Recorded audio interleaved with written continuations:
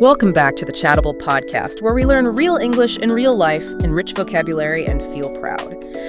Welcome to the episode, everyone. We have a really fun mission for you today. We definitely do. It's actually one of my favorite topics. Same here.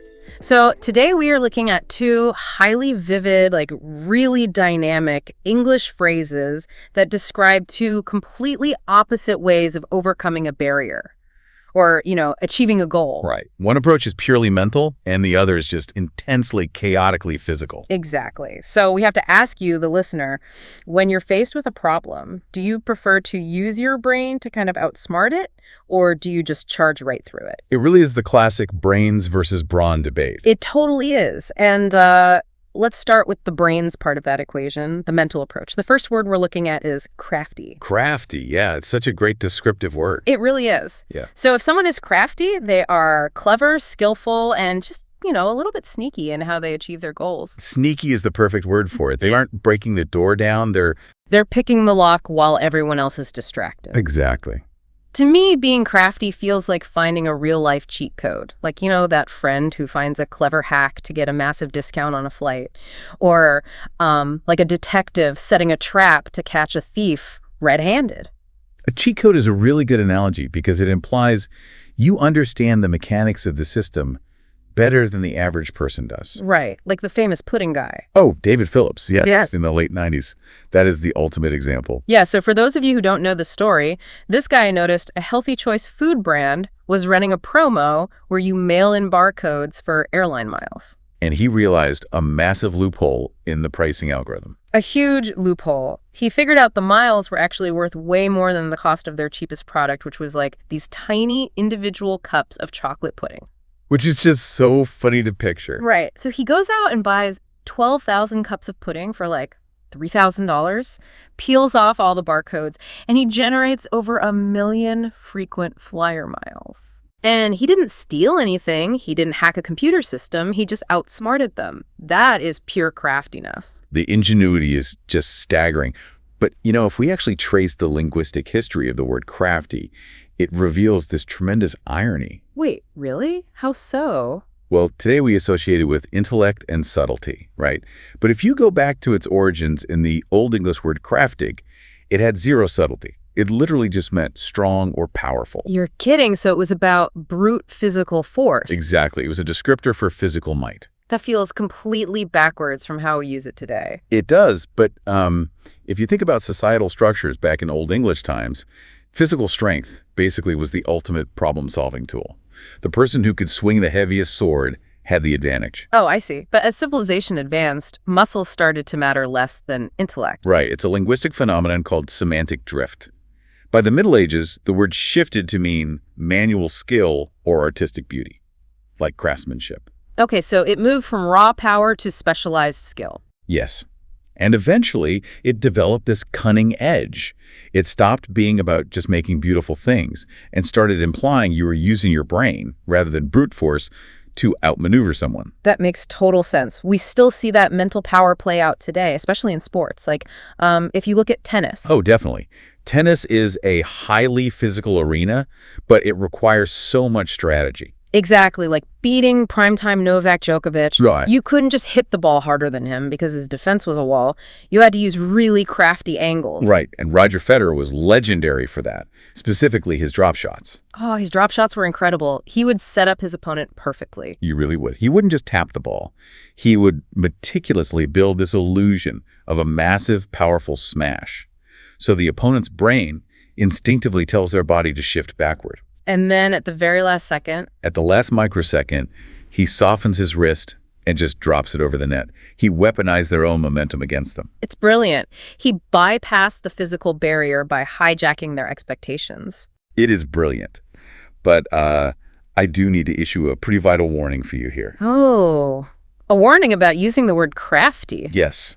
You have to be really careful with this word in strictly professional or ethical contexts. If your goal is a 100% positive compliment, do not use it. Oh, right. Like calling a coworker crafty during a performance review. Yeah, that is a phenomenal way to trigger an HR dispute. It implies they are dishonest or manipulative. So it sounds like they're playing office politics maliciously or something. Exactly. It carries this subtle judgment about their moral character. So if I just mean my coworker is great at solving problems and I want to praise them, what should I say instead? You should use the word resourceful. It celebrates their cleverness, but totally removes the baggage of trickery. Resourceful. Got it. That's definitely the safer bet for the office. But, sometimes being resourceful or crafty is just too slow. Yeah, sometimes you don't have the luxury of strategy. Exactly. Sometimes the obstacle is a literal physical wall.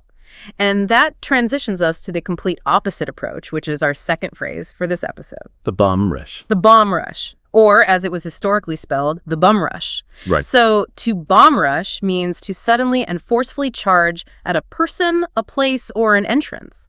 It's usually a group trying to overwhelm security. It abandons strategy entirely for raw, chaotic, physical force. Yeah, it's all about speed and mass. Yeah. But where does the phrase actually come from? You mentioned bum rush. Yeah, the etymology here is really fascinating. It started in the early 20th century.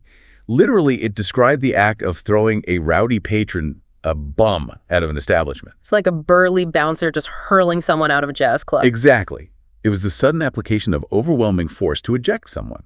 But then, in the 1980s and 90s, hip-hop culture completely flipped the script. Oh, right. Specifically the group Public Enemy, right. Yes. They popularized it to describe a massive crowd forcing their way into a show without tickets.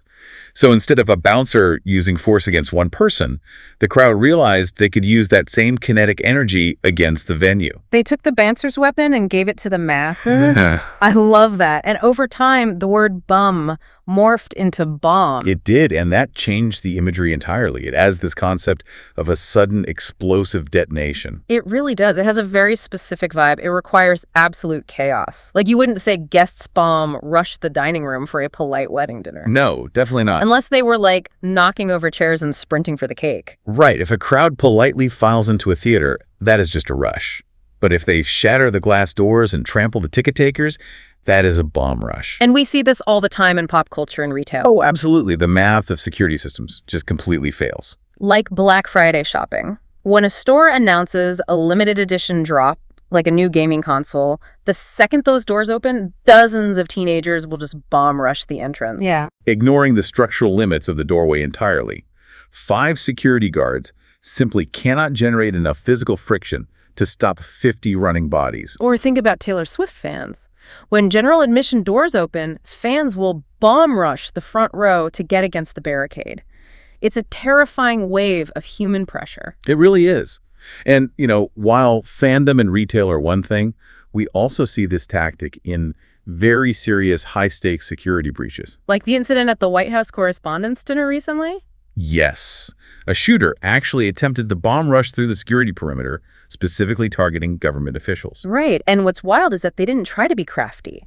They didn't forge credentials to sneak in. No, they just relied entirely on the explosive momentum of a sudden sprint. They tried to bypass the reaction time of the security personnel. Which forces the guards to just respond with raw physical force. And thankfully, in that case, security tackled and disarmed him before anyone was hurt. It's the ultimate circumvention of the rules. Whether it's protesters attempting to bomb rush a stage during a mayor's speech or that incident at the dinner, it's the prioritization of action over negotiation. Wow. It really is incredible how these two simple phrases capture the entire spectrum of human problem solving. They really do. So just to quickly recap for you listening, Crafty is your mental, skill-based, sneaky strategy. And bomb rush is your physical, action-based, aggressive force. But looking at this contrast leaves me with a final thought to mull over. Oh, what's that?